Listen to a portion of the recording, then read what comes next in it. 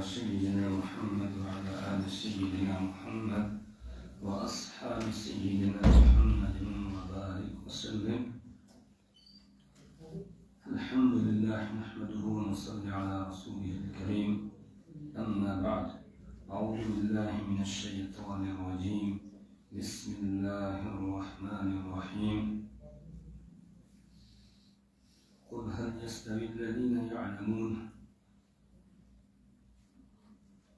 صدق الله العظيم وصدق رسوله النبي الكريم، ونحن على ذلك من الشاهدين والشاكرين، والحمد لله رب العالمين. رب اشرح لي صدري ويسر لي أمري واحلل عقدة من لساني يفقهوا قولي. رب زدني علما سبحانك لا علم لنا إلا ما علمتنا إنك أنت العليم الحكيم. درود پاک پڑھ لیں. اللهم صل على سيدنا محمد وعلى آل سيدنا محمد وأصحاب سيدنا محمد وبارك وسلم.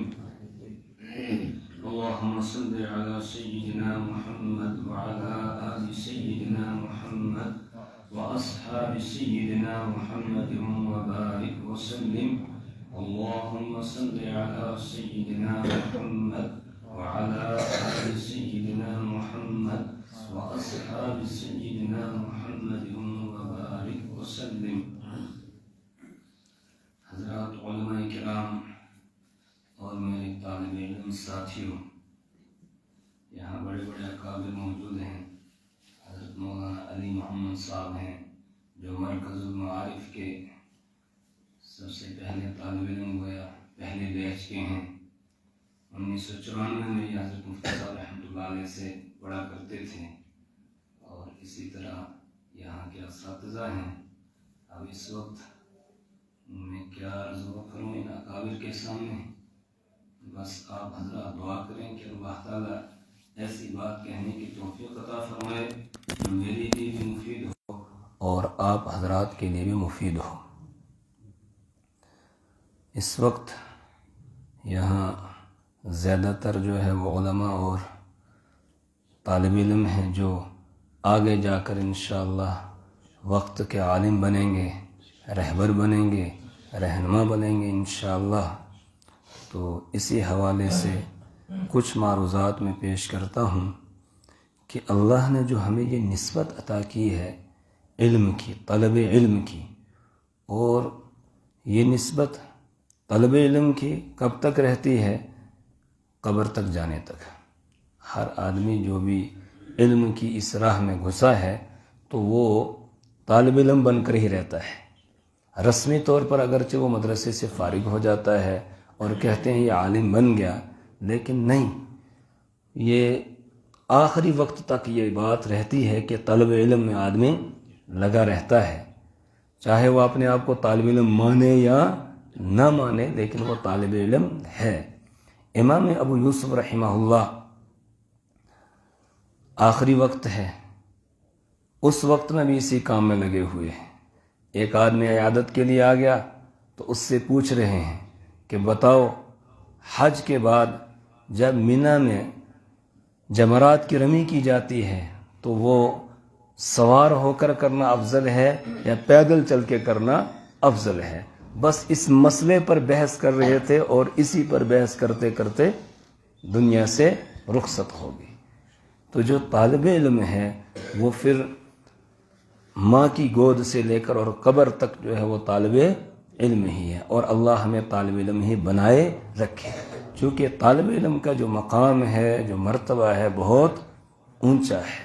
اہل علم کا جو مرتبہ اور مقام ہے وہ اللہ کے یہاں بہت اونچا ہے. قرآن پاک میں اللہ تعالیٰ نے جہاں ایمان کا تذکرہ کیا اس کے ساتھ علم کا تذکرہ کیا. یرفع اللہ الذین آمنوا منکم والذین اوتوا العلم درجات. یرفع اللہ الذین آمنوا منکم، اللہ تعالیٰ نے تم میں سے ایمان والوں کو بلند کیا، اور وَأَهْلَ الْعِلْمِ، علم والے جو ہیں ان کو اللہ نے بلند کیا. وَقَالَ الَّذِينَ أُوتُوا الْعِلْمَ وَالْإِيمَانَ، اور کہا ان لوگوں نے کہ جن کو علم اور ایمان عطا کیا گیا تھا. تو علم کے ساتھ ساتھ ایمان کے ساتھ ساتھ اللہ نے علم کا تذکرہ کیا ہے۔ علم اللہ کی بہت بڑی نعمت، جیسے ایمان اللہ کی طرف سے بہت بڑی نعمت ہے۔ اسی طریقے سے شہد اللہ انہ لا الہ الا ہوا والملائکۃ واولو العلم قائما بالقسط۔ شہد اللہ گواہی دیتا ہے، شہد اللہ انہ لا الہ الا ہوا، کہ اللہ کے علاوہ کوئی بندگی کے لائق نہیں ہے۔ والملائکۃ، اور فرشتے بھی یہ گواہی دیتے ہیں، واولو العلم، اور علم والے بھی یہ گواہی دیتے ہیں۔ یہاں اللہ نے اپنی گواہی کے ساتھ، فرشتوں کی گواہی کے ساتھ اہل علم کا تذکرہ کیا ہے۔ اور مفسرین نے یہاں پر یہ بات نقل کی ہے، لکھا ہے کہ اللہ نے جو یہاں فرشتوں کے ساتھ اہل علم کا تذکرہ کیا ہے، اس میں اشارہ ہے اس بات کی جانب کہ عالم اور طالب علم جو اہل علم کہلاتے ہیں تو انہیں فرشتوں کے اوصاف اور صفات اختیار کرنے چاہیے۔ اور فرشتوں کے اوصاف اور صفات کیا ہے؟ لا یعصون اللہ ما امرہم ویفعلون ما یؤمرون، وہ اللہ کی حکموں کی نافرمانی نہیں کرتے ہیں، ویفعلون ما یؤمرون، اور وہ وہی کام کرتے ہیں جس کا ان کو حکم دیا جاتا ہے۔ وَيَفْعَلُونَ مَا يُؤْمَرُونَ، وہی کام کرتے ہیں جس کو ان کو حکم دیا جاتا ہے۔ لہٰذا ہر عالم کی، ہر طالب علم کی یہی شان ہونی چاہیے کہ وہ وہی کام کرے جس کا اللہ نے حکم دیا ہے، اور جن باتوں سے اللہ نے منع کیا ہے ان سے اپنے آپ کو روک لے، بچا لے۔ اگر یہ صفت طالب علم کے اندر پیدا ہو جائے گی، یعنی وہ اوامر پر عمل پیرا ہو جائے اور منہیات سے اپنے آپ کو روک لے، تو یہ صفت تقوی پر آ جائے گا۔ اور جو آدمی صفت تقوی پر آ جاتا ہے، پھر پروردگار اس پر اپنی کتاب کے رموز کو کھول دیتا ہے، اپنی کتاب کے جو اسرار ہیں، جو حکمتیں ہیں، ان حکمتوں کو اللہ تبارک و تعالی کھول دیتا ہے۔ هذا صراط ربك مستقیما قد فصلنا الآیات لقوم یذکرون۔ هذا صراط ربک مستقیما، یہ تیرے پروردگار کا سیدھا راستہ ہے۔ هذا صراط ربک مستقیما قد فصلنا الآیات لقوم یذکرون، یقیناً ہم آیات کو کھول دیتے ہیں، یعنی آیات کا معنی، مفہوم اور اس کی حکمتیں وہ ہم سمجھا دیتے ہیں۔ کس کو؟ قد فصلنا الآیات لقوم یذکرون، ان لوگوں پر کہ جو نصیحت حاصل کرنے والے ہیں۔ اب نصیحت حاصل کرنے والے کون ہیں؟ سیذکر من یخشی، سیذکر من یخشی، کہ نصیحت وہ حاصل کرتا ہے جو رب سے ڈرتا ہے۔ اور رب سے ڈرنے والا کون ہے؟ انما یخشی اللہ من عبادہ العلماء، انما یخشی اللہ من عبادہ العلماء، کہ رب سے ڈرنے والے، اللہ سے ڈرنے والے کون ہیں؟ اہل علم ہیں۔ تو اہل علم اللہ سے ڈرتے ہیں، اللہ کا خوف ہوتا ہے، تو پھر ان کے اندر تذکر کی صفت پیدا ہوتی ہے، وہ نصیحت حاصل کرتے ہیں، اور جو نصیحت حاصل کرنے والا ہے اس پہ پروردگار اپنی کتاب کی حکمتوں کو کھول دیتے ہیں۔ اللہ تبارک و تعالیٰ سمجھا دیتے ہیں اس کی کتاب کو۔ جس کے اندر جتنا تقوی ہوگا، جو جتنا اللہ سے ڈرنے والا ہوگا، جو جتنا پرہیزگار ہوگا، متقی ہوگا، طالب علم کے زمانے سے ہی یہ نہ سمجھے کہ ابھی میں بچہ ہوں، اب جب بڑا ہو جاؤں گا تب متقی اور پرہیزگار بن جاؤں گا، تب میں تہجد کی پابندی کرنے والا بن جاؤں گا، تب میں سنتوں پر عمل کرنا شروع کروں گا۔ نہیں، اگر طالب علمی کے زمانے میں آدمی نے اپنے آپ کو نیک نہیں بنایا تو پھر وہ بڑا ہو کر بھی نیک نہیں بن سکتا ہے۔ ہمارے ایک بزرگ تھے حضرت مولانا قاسم صاحب رحمۃ اللہ علیہ، یہ راجستھان کے تھے، وہاں بہت بڑا ادارہ ہے، کئی مرتبہ میری وہاں حاضری ہوئی، حضرت مفتی صاحب علیہ الرحمہ کے ساتھ بھی 2-3 مرتبہ وہاں حاضری ہوئی۔ تو اس ادارے کے وہ محتمم تھے اور بہت بڑے بزرگ تھے۔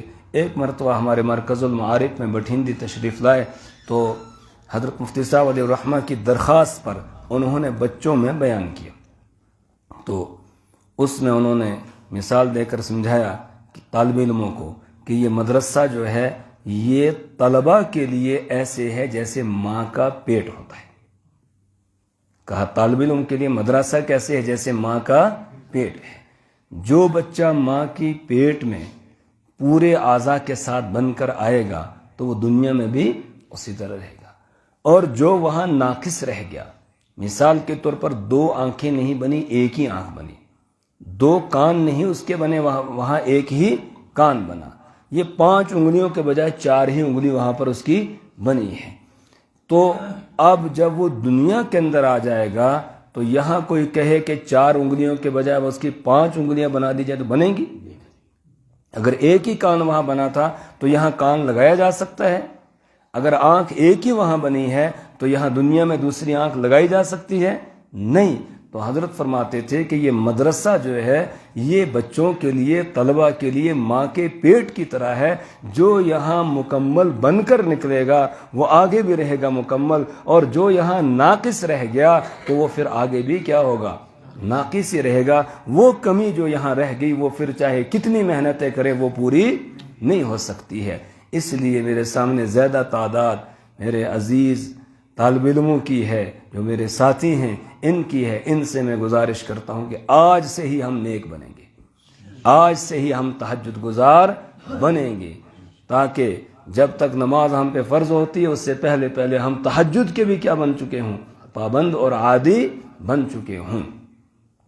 اور جو آیت میں نے خطبے میں پڑھی، قُلْ هَلْ يَسْتَوِي الَّذِينَ يَعْلَمُونَ وَالَّذِينَ لَا يَعْلَمُونَ إِنَّمَا يَتَذَكَّرُ أُولُو الْأَلْبَابِ، اس کو لوگ بیان کرتے ہیں اور کہتے ہیں اس میں اہل علم کی فضیلت بیان کی گئی ہے. قُلْ هَلْ يَسْتَوِي الَّذِينَ يَعْلَمُونَ وَالَّذِينَ لَا يَعْلَمُونَ، آپ فرما دیجئے کیا اہل علم اور غیر اہل علم یعنی عالم اور جاہل دونوں برابر ہو سکتے ہیں؟ تو جواب کیا ہے؟ دونوں برابر نہیں ہو سکتے ہیں. لیکن یہ آدھی آیت ہے. اس سے پہلے جو ہے اوپر کا حصہ آیت کا، امن هو قانت آناء اللیل ساجدا وقائما یحذر الآخرة ویرجو رحمت ربی قل هل يستوي الذين يعلمون والذين لا يعلمون انما يتذكر اولو الالباب. پیچھے سے جو آیت کا حصہ ہے وہ یہ متعین کر رہا ہے کہ اہل علم کون ہے اور علم والوں کی صفت کیا ہونی چاہیے. امن هو قانت آناء اللیل ساجدا وقائما یحذر الآخرة امن هو قانت آناء اللیل، کیا وہ شخص کہ جو رات کی گھڑیوں میں، امن ہوا قانت، اللہ کی عبادت کرتا ہے رات کی گھڑیوں میں، قائما کیسے؟ کھڑے کھڑے، امن ہوا قانت آناء اللیل ساجدا وقائما، سجدہ کرتے ہوئے اور قیام کرتے ہوئے، وَيَحْذَرُ الْآخِرَةَ، اور آخرت سے وہ ڈرتا ہے، یعنی آخرت کا وہ منظر اس کے سامنے ہوتا ہے. رات کو سویا ہوا ہوتا ہے، بس آنکھ کھلتی ہے تو اچانک اس کو یاد آ جاتا ہے کہ کل مجھے دنیا سے جانا ہے آگے، پھر عالم برزخ ہے، پھر آگے عالم آخرت ہے، پھر رب کی عدالت لگے گی، پھر مجھے وہاں زندگی کا حساب دینا ہوگا، لمحے لمحے کا حساب دینا ہوگا. تو وہاں میرا کیا بنے گا؟ ارے میں بستر پر سو رہا ہوں تو وہاں کیا جواب دوں گا؟ مجھے تو سونا نہیں چاہیے. وَيَحْذَرُ الْآخِرَةَ وَيَرْجُو رَحْمَةَ رَبِّي، اب رحمت اللہ کی رحمت کا امیدوار بن کے کھڑا ہو جاتا ہے اور پھر سجدے اور قیام میں رات گزارتا ہے.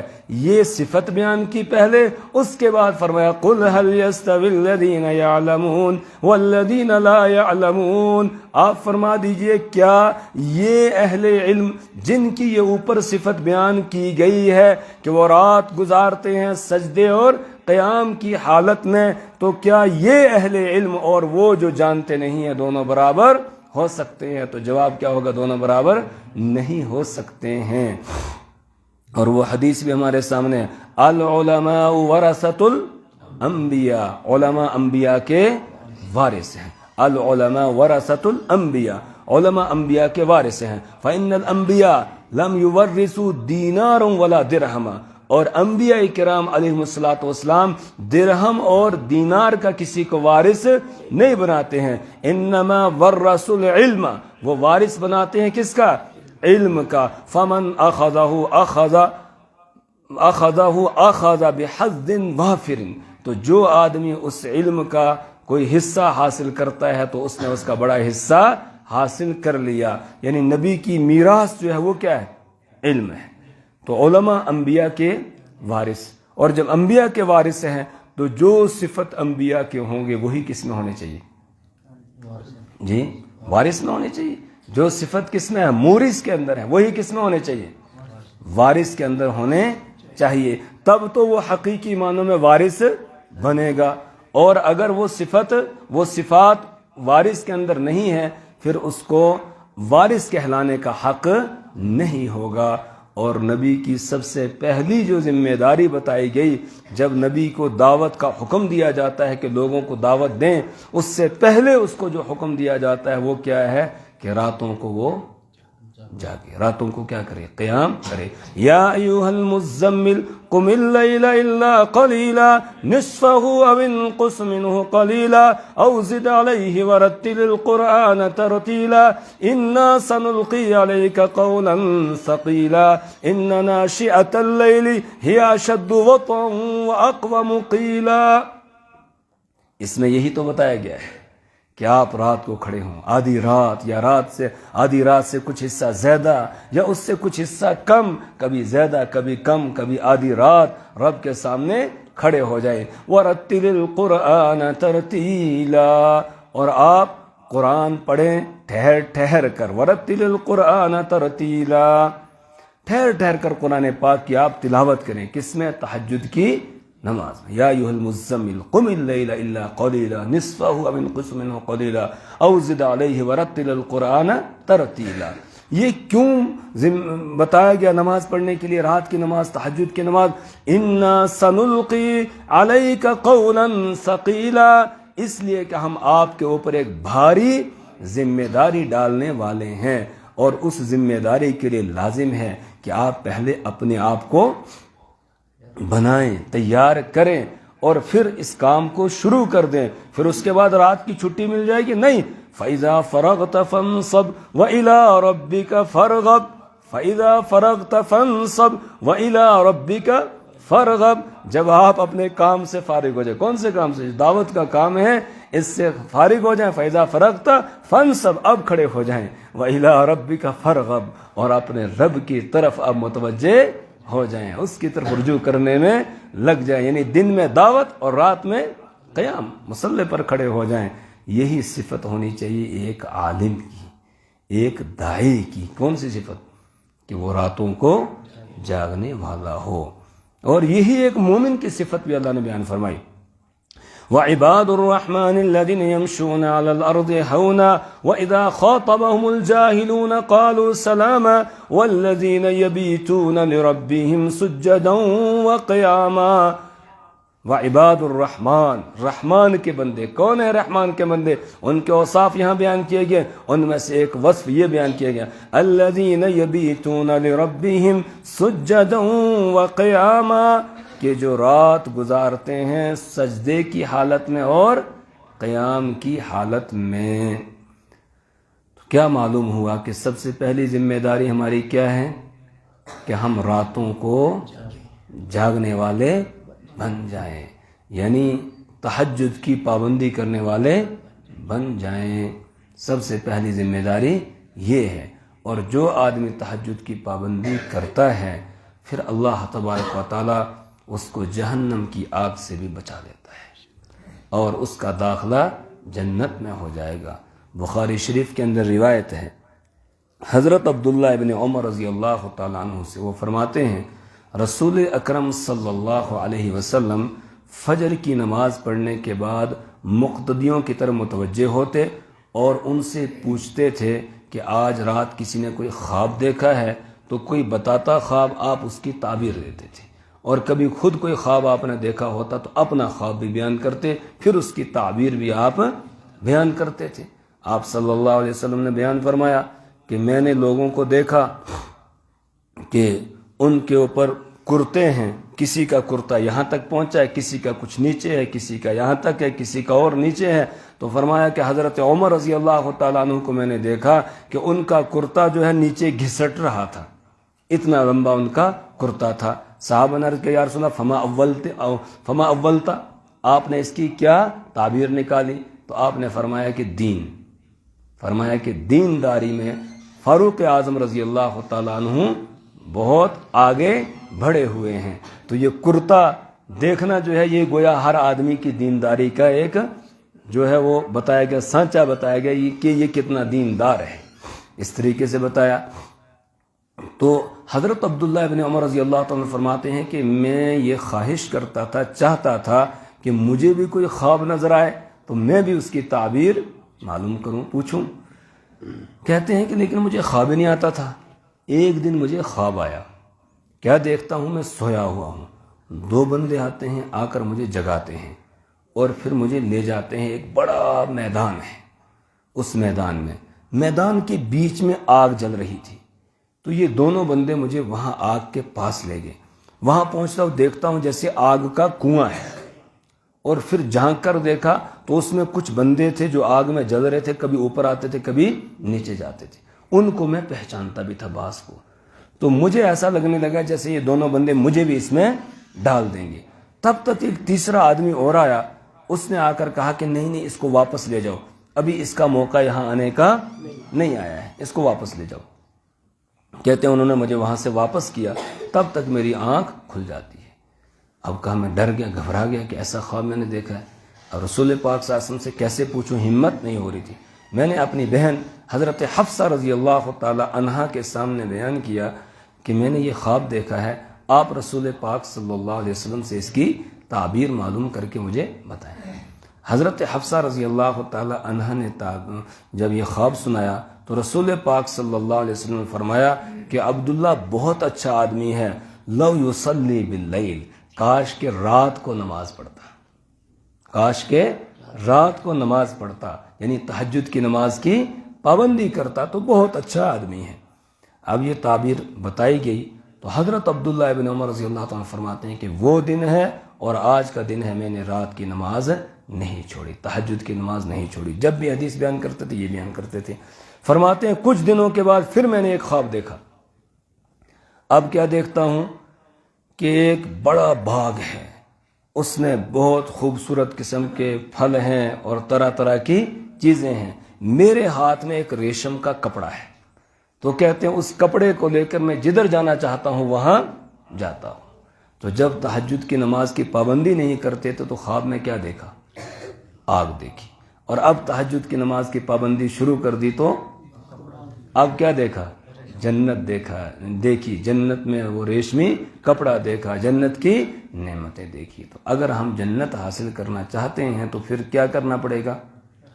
جی ادھر بولیں نا، چھوٹے بچے بولیں جی، پھر کیا کرنا ہے؟ تہجد کی نماز کی پابندی کرنی ہے، انشاءاللہ کریں گے نا، انشاءاللہ اور جو اس طریقے سے اپنے آپ کو نیک بنائے گا، پھر میں نے بتایا کہ اللہ تعالیٰ اس پر اپنی کتاب کے اسرار کھول دیتا ہے، اس کی حکمتیں کھول دیتا ہے۔ پھر آیت پڑھتا ہے، اس کو خود پتہ چلتا ہے اس آیت میں مجھے کیا بتایا گیا ہے۔ اور اگر آدمی نیک نہیں بنتا ہے، طالب علمی کے زمانے میں نیک نہیں بنتا ہے، یا یہ کہ تکبر کے اندر مبتلا ہو جاتا ہے، تکبر کے اندر مبتلا ہونے والا کبھی نیک ہو سکتا ہے؟ نیک ہو ہی نہیں سکتا ہے۔ تو نیکی کی زندگی اگر بسر نہیں کرتا ہے، پھر اللہ تبارک و تعالیٰ اس سے اپنی آیات کو پھیر دیتا ہے، پھر اس کو قرآن سمجھ میں نہیں آتا ہے۔ سأصرف عن آیاتی الذین یتکبرون فی الارض بغیر الحق وَإِن يَرَوْا كُلَّ آيَةٍ لَا يُؤْمِنُوا بِهَا وَإِن يَرَوْا سَبِيلَ الرُّشْدِ لَا يَتَّخِذُوهُ سَبِيلًا وَإِن يَرَوْا سَبِيلَ الْغَيِّ يَتَّخِذُوهُ سَبِيلًا سَأَصْرِفُ عَنْ آيَاتِيَ الَّذِينَ يَتَكَبَّرُونَ فِي الْأَرْضِ بِغَيْرِ الْحَقِّ، اللہ فرماتے ان قریب میں اپنی آیات سے پھیر دوں گا ان لوگوں کو جو زمین میں ناحق تکبر کے اندر مبتلا ہوتے ہیں، یعنی وہ تکبر میں مبتلا ہوتے ہیں، گناہوں کی زندگی بسر کرتے ہیں، نیک نہیں بنتے ہیں، تقوی والی زندگی وہ اختیار نہیں کرتے ہیں۔ تو اللہ فرماتے میں اپنی آیات سے پھر ان کو پھیر دیتا ہوں، پھر ان کو قرآن سمجھ میں نہیں آتا ہے، قرآن کی آیات سمجھ میں نہیں آتی ہے، پھر ان کی حالت کیا ہو جاتی ہے؟ وَإِن يَرَوْا كُلَّ آيَةٍ لَا يُؤْمِنُوا بِهَا، اگر وہ کوئی آیت دیکھتے ہیں، کوئی نشانی دیکھتے ہیں، تب بھی ایمان نہیں لاتے، یعنی اس پر یقین نہیں کرتے ہیں۔ وَإِن يَرَوْا سَبِيلَ الرُّشْدِ لَا يَتَّخِذُوهُ سَبِيلًا، پھر اگر وہ ہدایت کا راستہ دیکھتے ہیں، اس ہدایت کے راستے کو اپناتے نہیں ہیں، ان کی مت ماری جاتی ہے، سیدھے راستے پر وہ چلتے ہی نہیں ہیں۔ وَإِن يَرَوْا سَبِيلَ الْغَيِّ يَتَّخِذُوهُ سَبِيلًا، اور اگر کوئی برائی کا راستہ دیکھتے ہیں تو اس پر دوڑ پڑتے ہیں، یعنی پھر وہ برے کاموں میں مبتلا ہو جاتے ہیں، اچھے کام ان سے ہوتے ہیں۔ اللہم احفظنا، اللہ ہماری اس سے حفاظت فرمائے۔ پھر شیطان ان کا کیا بن جاتا ہے؟ دوست بن جاتا ہے، وہ شیطان کو اپنا دوست بنا لیتے ہیں۔ اور اگر آدمی نیک ہو تو پھر شیطان کا بس اس کے اوپر نہیں چلتا ہے، کیوں؟ ان کید الشیطان کان ضعیفا، شیطان کی جو تدبیریں ہیں وہ کمزور ہیں، وہ بودی ہیں، وہ پھسپھسی ہیں، وہ آدمی کے اوپر وہ کام کرتی نہیں ہے۔ کب؟ جب کہ آدمی کیا ہو؟ نیک ہو، تقوی والا ہو۔ انہ لیس لہ سلطان علی الذین آمنوا وعلی ربہم یتوکلون، کہ اس کا داؤ ان لوگوں پر نہیں چلتا ہے جو ایمان والے ہیں اور اللہ پر بھروسہ کرتے ہیں، تقوی اختیار کرتے ہیں۔ انما سلطانہ علی الذین یتولونہ، اس کا داؤ، اس کا پلان، اس کی تدبیر، اس کے وسوسے وہ کس پر چلتے ہیں؟ ان لوگوں پر یتولونہ، جو اس کو کیا بناتے ہیں؟ اپنا دوست بناتے ہیں، ان کے اوپر اس کا داؤ چلتا ہے۔ لہٰذا ہماری دوستی شیطان کے ساتھ نہیں بلکہ کس کے ساتھ ہونی چاہیے؟ اللہ کے ساتھ۔ ان الشیطان للانسان عدو مبین، شیطان انسان کا کھلا ہوا دشمن ہے۔ اللہ فرماتے ہیں یہ تمہارا دشمن ہے، فاتخذوہ عدوا، لہٰذا تم اس کو کیا بناؤ؟ اپنا دشمن بناؤ، اس کے ساتھ دوستی نہ لگاؤ، اس کے ساتھ دوستی لگاؤ گے برباد ہو جاؤ گے، دنیا میں بھی اور آخرت میں بھی۔ تو اس کے ساتھ دشمنی بنا کر رکھو، دوستی اس کے ساتھ نہیں لگانی ہے۔ دوستی کس کے ساتھ ہونی چاہیے؟ انما ولیکم اللہ ورسولہ والذین آمنوا الذین یقیمون الصلاة ویؤتون الزکاة وهم راکعون۔ انما ولیکم اللہ، بے شک تمہارا دوست کون ہے؟ اللہ ہے، ورسولہ، اور کون ہے؟ اس کا رسول ہے، والذین آمنوا، اور کون؟ ایمان والے، لیکن سارے ایمان والے نہیں، الذین یقیمون الصلاۃ، جو نماز قائم کرتے ہیں، ویؤتون الزکاۃ، اور زکوٰۃ ادا کرتے ہیں، وہم راکعون، اور وہ رکوع کرنے والے ہیں، عاجزی کرنے والے ہیں۔ ان کے ساتھ تمہاری دوستی ہونی چاہیے۔ ایک مومن کی دوستی کس کے ساتھ ہو؟ اللہ کے ساتھ، اللہ کے رسول کے ساتھ، اور ایمان والوں کے ساتھ۔ اللہ کے ساتھ دوستی کا مطلب کیا ہے؟ اللہ کے حکموں کو آدمی پورا کرے۔ رسول پاک صلی اللہ علیہ وسلم کے ساتھ دوستی کا مطلب کیا ہے؟ آپ کی سنتوں پر عمل پیرا ہو جائے، آپ کی ایک ایک سنت کو کیا کرے؟ اختیار کرے۔ کھانا کھائے تو بولیں سنت کے مطابق، پئیں تو سنت کے مطابق، سوئیں تو سنت کے مطابق، جاگیں تو سنت کے مطابق، کپڑے پہنیں تو سنت کے مطابق، شکل و صورت بنائیں تو سنت کے مطابق، چلیں تو سنت کے مطابق، کسی کے ساتھ ملاقات کریں تو سنت کے مطابق، یعنی ہر عمل کیا ہونا چاہیے؟ سنت کے مطابق ہونا چاہیے۔ تب دوستی ہوگی کس کے ساتھ؟ اللہ کے رسول صلی اللہ علیہ وسلم کے ساتھ۔ اور اگر کہتے رہے ہم عاشق رسول ہیں، ہم محب رسول ہیں، لیکن سنتوں سے دور ہیں، تو پھر وہ خالی زبانی جمع خرچ ہے، باقی کچھ بھی نہیں ہے، وہ جھوٹے ہیں، کہتے کچھ ہیں اور کرتے کچھ ہیں۔ پھر یہ سنت والا نہیں ہوگا بلکہ یہ منافق ہوگا۔ یہ کیا ہوگا؟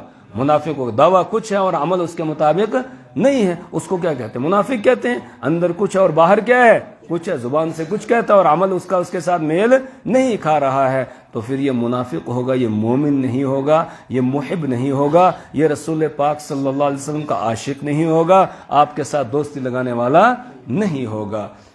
اور اس کے بعد ہے والذین آمنوا، اور ایمان والوں کے ساتھ دوستی ہونی چاہیے۔ ایمان والوں کی پھر صفت بیان کی گئی، الذین یقیمون الصلاۃ ویؤتون الزکاۃ، جو نماز قائم کرتے ہیں، زکوٰۃ ادا کرتے ہیں۔ نماز کا مطلب یہ ہے کہ وہ بدنی عبادت بھی کرتے ہیں، ویؤتون الزکاۃ، اور زکوٰۃ ادا کرتے ہیں، مالی عبادت بھی ادا کرتے ہیں، وہم راکعون، اور وہ عاجزی اختیار کرتے ہیں، یعنی ان کے اخلاق اور کردار بھی کیا ہیں؟ اچھے ہیں۔ ان کے ساتھ دوستی ہونی چاہیے۔ جب اس طرح نیک لوگوں کے ساتھ دوستی ہوگی تو آدمی خود بھی کیا ہوگا؟ نیک بن جائے گا۔ کیوں؟ صحبت صالح ترا صالح می کند و صحبت طالح ترا طالح می کند، کہ اچھوں کی صحبت تمہیں اچھا بنا دے گی، بروں کی صحبت تمہیں برا بنا دے گی۔ جیسا ہم نشین ہوتا ہے، دوست ہوتا ہے آدمی کا، تو اسی کا وہ رنگ اختیار، کہتے ہیں نا خربوزہ خربوزے کو دیکھ کے رنگ پکڑتا ہے۔ تو بس وہی بات ہے کہ جب ہم اچھوں کے ساتھ رہیں گے تو اچھے بن جائیں گے۔ یا ایھا الذین آمنوا اتقوا اللہ وکونوا مع الصادقین، ایمان والو اللہ سے ڈرو اور سچوں کے ساتھ ہو جاؤ۔ پہلے حکم دیا اللہ سے ڈرو، تقوی اختیار کرو، پھر آگے حکم ہے سچوں کے ساتھ ہو جاؤ۔ دونوں میں کیا مناسبت ہے؟ مفسرین یہ کہتے ہیں کہ اللہ نے تقوی کا حکم دیا، اب تقوی کیسے آدمی کے اندر آئے گا؟ کہا نیک لوگوں کے ساتھ رہو۔ جب نیک لوگوں کے ساتھ رہو گے تو پھر نیک بن جاؤ گے، اور بروں کے ساتھ رہو گے تو برے بن جاؤ گے۔ اور حدیث میں بھی اللہ کے رسول صلی اللہ علیہ وسلم نے نیک ہم نشین جو ہے، نیک ساتھی، اس کی مثال بیان فرمائی ایسے ہے جیسے عطار ہوتا ہے، عطر بیچنے والا۔ کہ عطر بیچنے والے کے پاس تم جاؤ گے، یا تو تم اس سے خریدو گے، اور اگر خریدی نہیں تو وہ تمہیں، یا پھر تمہیں وہ ہدیہ بھی کر سکتا ہے، یا تو ہدیہ کرے گا یا تم خریدو گے۔ نہ اس نے ہدیہ کی نہ تم نے خریدی، لیکن جب تک تم اس کی دکان میں رہو گے تو خوشبو آتی رہے گی، خوشبو تمہیں آتی رہے گی۔ یہی ہے کہ تم نیک آدمی کے پاس جاؤ گے، یا ادھر سے وہ کوئی نیکی کی بات بتائے گا، یا تم اس سے کچھ پوچھو گے، اور اگر نہ اس نے کچھ بتایا نہ تم نے کچھ پوچھا، جب تک تم اس کے پاس بیٹھے رہو گے تو تب تک جو ہے وہ نیکی کا کچھ نہ کچھ اثر تمہاری طرف منتقل ہوتا رہے گا اور تمہیں فائدہ ملتا رہے گا۔ اور برا ہم نشین، برا ساتھی، برا دوست جو ہے، اس کی مثال آپ نے فرمائی جیسے لوہار ہوتا ہے۔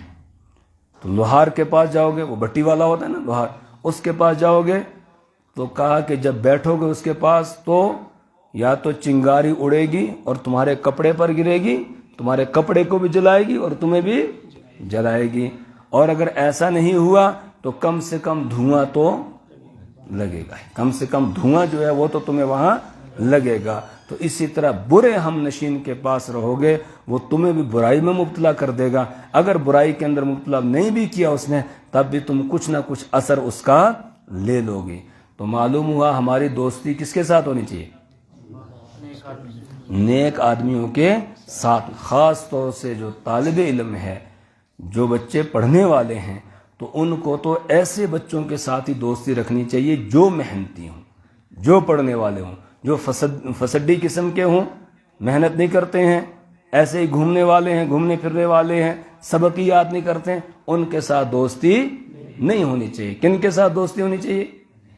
جو محنت کرنے والے ہیں، روزانہ سبق سنانے والے ہیں، ان کے ساتھ دوستی ہونی چاہیے۔ اگر ان کے ساتھ دوستی لگائیں گے تو ہم بھی اسی طرح محنت کرنے والے بن جائیں گے۔ تو اللہ نے جو ہمیں مرتبہ اور مقام دیا ہے بہت اونچا ہے، وہ کس کا؟ علم کا، اور انبیاء کا ہم کو وارث بنایا ہے۔ جب انبیاء کا وارث بنایا ہے تو پھر انبیاء کی جو صفات ہیں، نبی کے جو صفات ہیں، نبی کی جو سیرت ہے، اس کا عکس ہمارے اندر نظر آنا چاہیے۔ اور ہم نے دیکھا ہمارے استاد محترم حضرت مفتی فیض الوحید صاحب نور اللہ مرقدہ، ان کے ساتھ ہم رہے، اللہ نے ان کو مزاج نبوی عطا کیا تھا، ایسا مزاج عطا کیا تھا، وہ اخلاق، وہ کردار، چھوٹوں کے ساتھ کیسے ملنا، بڑوں کے ساتھ کیسے ملنا، کس کے ساتھ کس طریقے سے، ہر آدمی کو یہ محسوس ہوتا تھا کہ سب سے زیادہ مفتی صاحب کو لگاؤ کس کے ساتھ ہے؟ میرے ساتھ ہے۔ اور صحابہ بھی یہی بیان کرتے ہیں کہ رسول پاک صلی اللہ علیہ وسلم کے پاس ہم ہوتے تھے، ہمیں لگتا تھا جتنی مجھ سے محبت ہے اتنی کسی اور کو نہیں ہے۔ تو حضرت مفتی صاحب رحمۃ اللہ علیہ کے ساتھ جو لوگ ملے ہیں، رہے ہیں، ایک مرتبہ کوئی مل لیتا تھا تو بس وہ یہی کہتا تھا کہ مجھے ایسا لگتا تھا کہ جتنا تعلق مفتی صاحب کا میرے ساتھ تھا کسی اور کے ساتھ نہیں تھا۔ انہوں نے سیرت کو پورا اپنے اندر پورا اپنے اندر جو ہے وہ لانے کی کوشش کی تھی، اور پورا ایک عکس ان کے اندر نظر آتا تھا۔ یہی وجہ ہے کہ جس دن حضرت بالکل میرے سامنے وہ منظر تھا، کیونکہ میں نے تو بچپن سے دیکھا حضرت مفتی صاحب علیہ الرحمہ کو 1993 میں سب سے پہلے میری ملاقات ہوئی مفتی صاحب کے ساتھ۔ اس وقت میری عمر بھی سمجھو 13 ہی سال تھی تو مفتی صاحب کے ساتھ ملاقات ہوئی، پھر وہاں آئے، ہمارے گھر میں قیام فرمایا حضرت نے تقریباً 6 سال تک، تو پھر اس کے بعد مدرسے میں بھی ساتھ ہی رہے تقریباً۔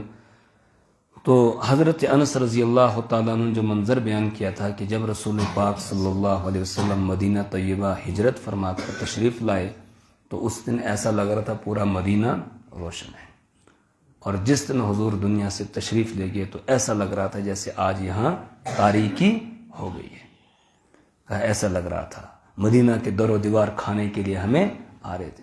بالکل میرے سامنے تو مسجد میں بیٹھا ہوں وہی منظر تھا۔ حضرت مفتی صاحب علیہ الرحمہ جب بٹھنڈی آئے تھے تو اس وقت ایک عجیب خوشی کی ایک لہر تھی، عجیب۔ سب سے پہلے میں نے مفتی صاحب کا بیان سنا وہاں بٹھنڈی میں، مغرب کی نماز کے بعد بوڑھے بوڑھے سامنے بیٹھے تھے، حضرت جو ہے وہ یا ایھا الانسان ما غرک بربک الکریم ان آیات پر بیان فرما رہے تھے، اور ایک خوشی کا سا سما تھا، پورے علاقے کے اندر ایک خوشی تھی کہ یہاں ایک مدرسہ جو ہے وہ قائم ہو رہا ہے، اور لوگوں کی آمد و رفت اس طریقے سے عجیب ایک وہ ماحول تھا۔ اور جس دن حضرت مفتی صاحب علیہ الرحمہ تشریف لے گئے تو اس دن بالکل ویسا ہی ایک سما تھا، در و دیوار بھی رو رہے تھے، ایسا لگ رہا تھا، عجیب اس طرح کا سما تھا۔ تو اللہ نے وہ صفت ان کو عطا کی تھی۔ اللہ کرے کہ ہم میں سے ہر آدمی کے اندر وہ صفات پیدا ہو جائیں، یعنی سیرت کا عکس ہمارے اندر آ جائے۔ سب سے بڑی صفت جو اللہ نے اپنے پیارے رسول صلی اللہ علیہ وسلم کی بیان کی قرآن پاک میں، جس کی وجہ سے لوگ آپ کے ساتھ جڑ گئے تھے، وہ صفت ہے نرم دلی۔ فَبِمَا رَحْمَةٍ مِّنَ اللَّهِ لِنْتَ لَهُمْ وَلَوْ كُنْتَ فَظًّا غَلِيظَ الْقَلْبِ لَانفَضُّوا مِنْ حَوْلِكَ فَاعْفُ عَنْهُمْ وَاسْتَغْفِرْ لَهُمْ وَشَاوِرْهُمْ فِي الْأَمْرِ۔ یہ کس وقت قرآن کی آیت نازل ہوئی ہے؟ جب غزوہ احد ہوا، اور غزوہ احد پر قرآن نے تبصرہ کیا ہے، اور اس وقت صحابہ کرام میں سے کچھ سے غلطی سرزد ہو گئی اجتہادی طور پر۔ وہ غلطی کیا؟ آپ نے 50 آدمیوں کو جبل رمات کے اوپر مقرر کیا تھا اور حکم دیا تھا کہ یہاں سے تم نے اترنا نہیں، چاہے کچھ ہو جائے تمہیں یہیں پر رہنا ہے۔ لیکن انہوں نے یہ سمجھا اب تو جنگ ختم ہو گئی ہے، اس میں سے تقریباً 38 آدمی اتر کر نیچے آ گئے، صرف 12 آدمی پیچھے باقی رہ گئے، یا ایک روایت کے مطابق 10 رہ گئے اور 40 اتر کے آ گئے۔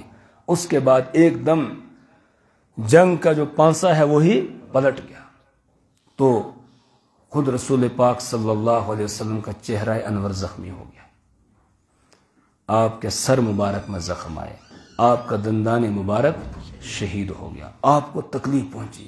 اس وقت اللہ تعالیٰ قرآن پاک کی آیت نازل کرتے ہیں، رسول پاک صلی اللہ علیہ وسلم کی یہ تعریف کی قرآن نے کہ فَبِمَا رَحْمَةٍ مِّنَ اللَّهِ لِنْتَ لَهُمْ، کہ اللہ کی مہربانی اور رحمت سے لنتا آپ نرم ہو گئے، لہم ان کے لیے، لنت لہم فبما رحمت من اللہ لنت لہم، اسی لیے یہ لوگ آپ کے ساتھ جڑ گئے۔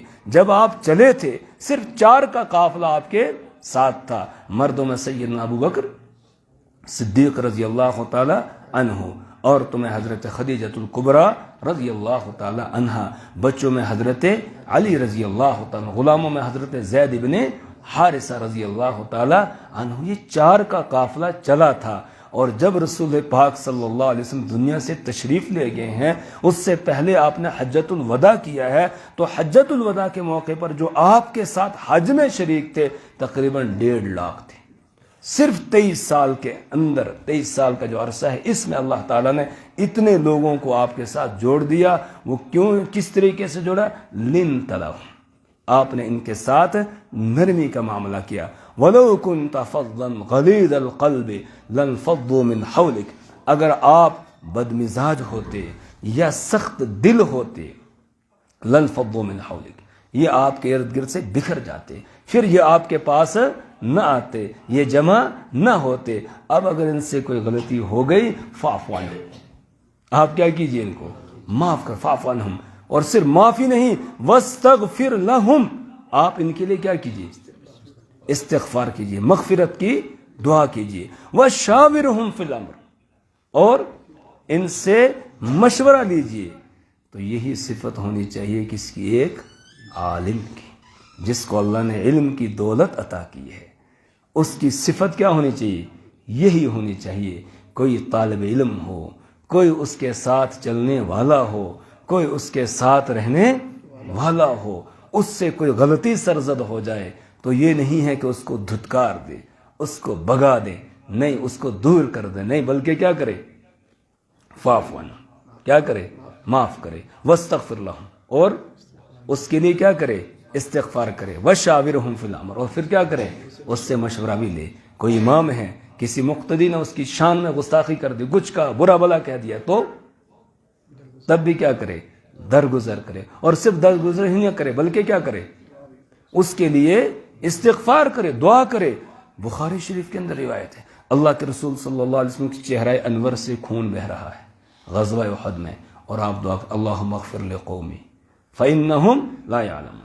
بخاری شریف میں تو روایت ایک ہے، اس طریقے سے بیان کیا. خود رسول پاک صلی اللہ علیہ وسلم بیان کرتے ہیں کہ اللہ کے نبیوں میں سے ایک نبی کے چہرے پر خون بہ رہا تھا امت کے زخم لگانے کی وجہ سے، اور وہ یوں دعا کر رہا تھا اللہم اغفر لقومی فإنہم لا یعلمون، کہ اللہ میری قوم کو معاف کر دے، وہ یہ جانتے نہیں ہیں. شارحین بخاری لکھتے ہیں کہ یہ رسول پاک صلی اللہ علیہ وسلم نے غائب کے درجے میں اپنے آپ کو اتار کر بات کی ہے. یہ آپ ہی کا قصہ ہے، کسی اور کا نہیں، آپ ہی کا. اور کس موقع کا ہے؟ غزوہ احد کے موقع کا ہے. جو خون بہانے والے تھے ان کے لیے کیا کر رہے ہیں؟ دعائے مغفرت رسول پاک صلی اللہ علیہ وسلم کر رہے ہیں. تو ہمیں بھی چاہیے جو اہل علم ہے، جن کو اللہ نے علم کی دولت عطا کی ہے، وہ ان اوصاف کو اپنے اندر لائے، ان صفات کو اپنے اندر لائے، اور یہ عفو و درگزر کرنے کی صفت اپنے اندر ہونی چاہیے. وہ اخلاق اور کردار جو رسول پاک صلی اللہ علیہ وسلم کا تھا اس کو اپنے اندر لائیں گے، تب جا کر ہم صحیح معنوں میں کیا بنیں گے؟ نبی کے وارث کہلائیں گے. اور اگر ویسا نہیں کیا ہم نے تو پھر دعویٰ تو ہے لیکن دلیل ہمارے پاس نہیں ہوگی. اور اگر صحیح معنوں میں وارث بنے تو پھر انشاءاللہ ہمارا حشر بھی کس کے ساتھ ہوگا؟ انبیاء کے ساتھ ہی ہوگا. وَمَن يُطِعِ اللَّهَ وَالرَّسُولَ فَأُولَٰئِكَ مَعَ الَّذِينَ أَنْعَمَ اللَّهُ عَلَيْهِمْ مِنَ النَّبِيِّينَ وَالصِّدِّيقِينَ وَالشُّهَدَاءِ وَالصَّالِحِينَ وَحَسُنَ أُولَٰئِكَ رَفِيقًا. وَمَن يُطِعِ اللَّهَ وَالرَّسُولَ، جو اللہ اور اللہ کے رسول کی اطاعت کرے گا، پیروی کرے گا، فَأُولَٰئِكَ مَعَ الَّذِينَ أَنْعَمَ اللَّهُ عَلَيْهِمْ، تو وہ ہوں گے ان لوگوں کے ساتھ جن پر اللہ نے انعام کیا، من النبیین، نبیوں کے ساتھ، والصدیقین، صدیقین کے ساتھ، والشہداء، شہداء کے ساتھ، والصالحین، اور نیک لوگوں کے ساتھ، وحسن اولئک رفیقا. اور یہ بہترین رفاقت ہے، بہترین ساتھ ہے. اس سے بہتر کوئی ساتھ ہو سکتا ہے؟ نہیں ہو سکتا ہے. تو اگر ہم یہ ساتھ چاہتے ہیں تو پھر ہمیں وہ صفات اور اوصاف اپنے اندر لانے ہوں گے، اور جو کام نبی کا تھا وہی ہمیں کرنا ہوگا، یعنی لوگوں کی اصلاح کا کام. یہ نہ ہم دیکھیں کہ ہمارے پاس لوگ چل کر آئیں گے، نہیں. امام محمد رحمہ اللہ نے ایک کتاب کے اندر ایک روایت نقل کی ہے. اللہ کے رسول صلی اللہ علیہ وسلم فرمایا، ما بال اقوام لا يفقهون جيرانهم ولا يعلمونهم ولا يفطنونهم ولا يأمرنهم ولا ينهونهم، کہ ان لوگوں کا کیا حال ہے. لا يفقهون جيرانهم، جو اپنے اڑوس پڑوس میں، اپنے آس پاس میں رہنے والے جو لوگ ہیں، لا يفقهون، ان کو سمجھاتے نہیں ہیں، ولا يعلمونهم، اور انہیں سکھاتے نہیں ہیں، ولا يفطنونهم، اور ان کو عقل و دانش کی باتیں بتاتے نہیں ہیں، ولا یأمرنہم، ان کو اچھائیوں کا حکم نہیں کرتے ہیں، ولا ینہونہم، اور ان کو برائیوں سے روکتے نہیں ہیں. ان لوگوں کا کیا حال ہے، یعنی ان کا کیا حال ہوگا؟ مطلب یہ ہے کہ قیامت کے دن وہ کس حالت میں ہوں گے؟ جو اپنی اس ذمہ داری کو ادا نہیں کر رہے ہیں. اس کے بعد دوسرے نمبر پر آپ نے فرمایا، یہ جمعے کے خطبے میں آپ نے ارشاد فرمایا، پھر فرمایا ما بال اقوام، ان لوگوں کا کیا حال ہوگا کہ لا یتعلمون من جیرانہم، جو اپنے پڑوسی علماء جو ہے ان سے سیکھتے نہیں ہیں، ولا یفقہون ولا یتفقہون منہم، اور ان سے بات کو سمجھتے نہیں ہے، ولا یتفتنون منہم، اور ان سے عقل و دانش کی بات حاصل نہیں کرتے ہیں، ان لوگوں کا کیا حال ہوگا۔ اور اس کے بعد آپ نے فرمایا کہ جو اپنی اس ذمہ، یعنی لوگوں کو بتایا وہ بھی سیکھیں، اور علماء کو بتایا وہ سکھائیں، اور یہ فرمایا کہ جو آدمی ایسا نہیں کرے گا تو لَأُعَاجِلَنَّهُمْ بِالْعُقُوبَةِ فِي الْحَيَاةِ الدُّنْيَا، کہ پھر میں ان کو جلد دنیا کے اندر ہی سزا دوں گا اگر وہ ذمہ داری اپنی پوری نہیں کریں گے۔ معلوم ہوا علماء کی ذمہ داری ہے سکھانا اور عوام کی ذمہ داری ہے سیکھنا، دونوں طرف سے کیا ذمہ داری، اور اگر ذمہ داری کو پورا نہیں کیا تو پھر اللہ دنیا کے اندر ہی دونوں طبقوں کو سزا دے گا۔ علماء اگر ذمہ داری پوری نہیں کر رہے ان کو بھی، اور عوام اپنی ذمہ داری پوری نہیں کر رہے ہیں تو ان کو بھی۔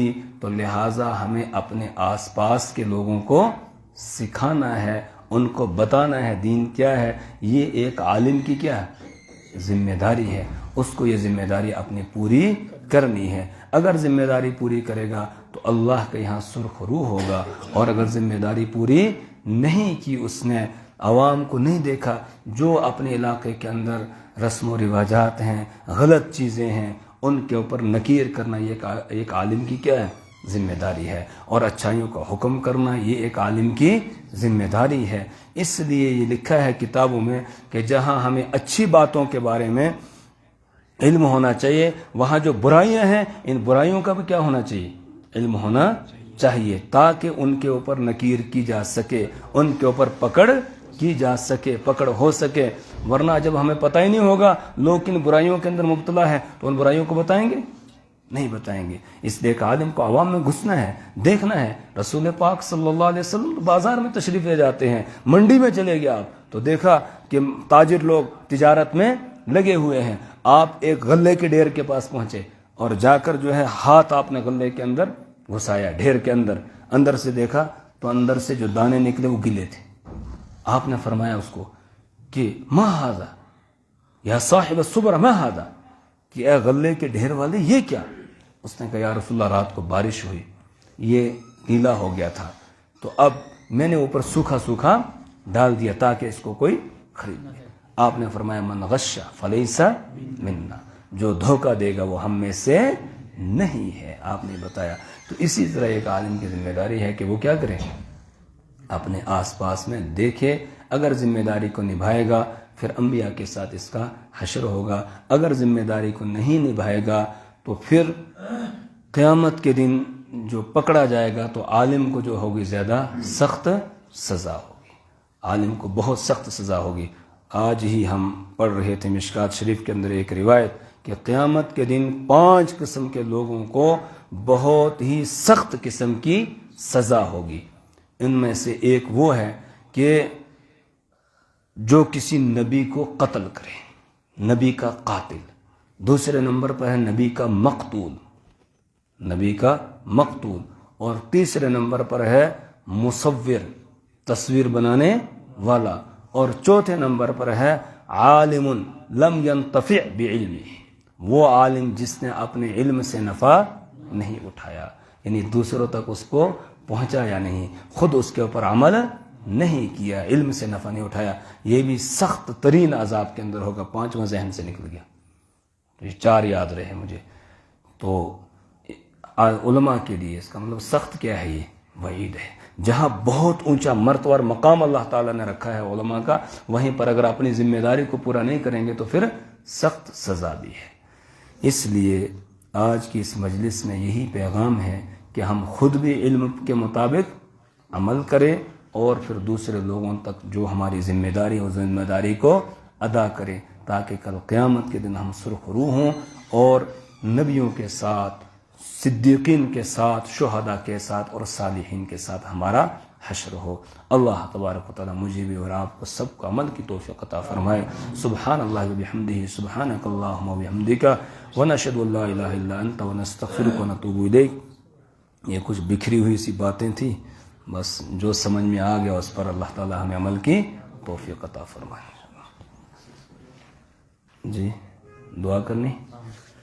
اللهم صل على سيدنا محمد وعلى آل سيدنا محمد وأصحاب سيدنا محمد صلاة تنجينا بها من جميع الأهوال والآفات وتقضي لنا بها جميع الحاجات وتطهرنا بها من جميع السيئات وتطهرنا بها من جميع السيئات وتطهرنا بها من جميع السيئات وترفعنا بها عندك على الدرجات وتبلغنا بها أقصى الغايات من جميع الخيرات في الحياة وبعد الممات إنك على كل شيء قدير إنك أنت فعال لما يريد إنك أنت فعال لما يريد يا إله الأولين والآخرين يا ذا الجلال والإكرام.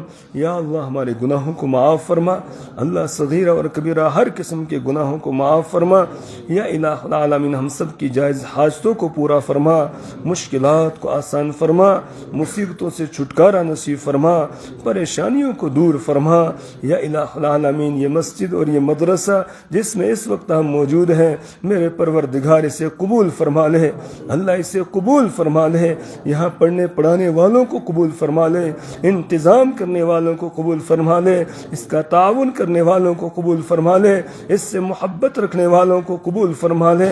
یا اللہ اس کو اس پورے علاقے کے اندر منارہ نور بنا دے, روشنی کے پھیلنے کا مرکز بنا دے. اللہ علم کی روشنی کا مرکز بنا دے. یا الہ العالمین جو بچے یہاں آج تک پڑھ کے جا چکے ہیں اللہ انہیں بھی قبول فرما لے, اپنے دین کا خادم بنا لے. جو اس وقت پڑھ رہے ہیں میرے مولا انہیں بھی وقت کا عالم, رہبر اور رہنما بنا دے. یا اللہ جو آئندہ تا قیامت آنے والے ہیں ان سب کو قبول فرما لے اور سب کو اپنے دین کے خادموں میں شامل فرما لے. یا اللہ اس کی تمام ضروریات کو غیب کے خزانوں سے پورا فرما دے. اہل حق کے جتنے مدارس ہے میرے مولا تمام مدارس کی حفاظت فرما, سب کو اپنی حفاظت میں لے لے. ان میں پڑھنے پڑھانے والوں کی حفاظت فرما, ان کا تعاون کرنے والوں کی حفاظت فرما, ان سے محبت رکھنے والوں کی حفاظت فرما, ان کا انتظام کرنے والوں کی حفاظت فرما, تمام آفات اور بلیات سے حفاظت فرما, دشمنوں کی دشمنی سے, ظالموں کے ظلم سے حفاظت فرما. پوری دنیا کے اندر مسلمانوں کی جان مال عزت و آبرو کی حفاظت فرما. ہماری مسجدوں کی حفاظت فرما, دینی مراکز کی حفاظت فرما, دینی جماعت اور جمعیتوں کی حفاظت فرما, علماء دین کی حفاظت فرما, اور سب سے بڑی دولت اے پروردگار ہمارے ایمان کی حفاظت فرما, ہماری نسلوں کے ایمان کی حفاظت فرما. اللہ ہماری نسلوں کے ایمان کی حفاظت فرما, ہماری نسلوں کے ایمان کی حفاظت فرما, اعمال کی حفاظت فرما. اللہ جو بیمار ہیں شفاء کاملہ عاجلہ مستمرہ عطا فرما, جو بے اولاد ہیں انہیں نیک اور صالح اولاد عطا فرما, جو اولاد والے ان کی اولاد کے مستقبل کو روشن فرما. یا الہ العالمین یا اکرم الاکرمین یا ارحم الراحمین جو مانگا وہ بھی عطا فرما, جو مانگنے سے رہ گیا اپنی شیان شان عطا فرما. اللہم ربنا تقبل منا انک انت السمیع العلیم وتب علینا انک انت التواب الرحیم. وصلی اللہ تعالی علی خیر خلقہ محمد وعلی آلہ واصحابہ اجمعین برحمتک یا ارحم الراحمین.